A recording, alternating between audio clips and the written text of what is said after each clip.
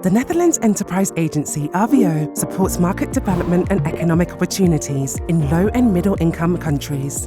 How? By collaborating with key market enablers to strengthen the overall business infrastructure.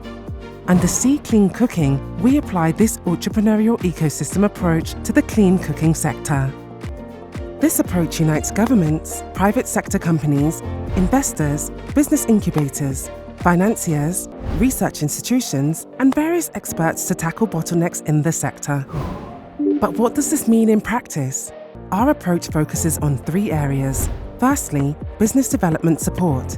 We accompany enterprises in their journey to grow and scale.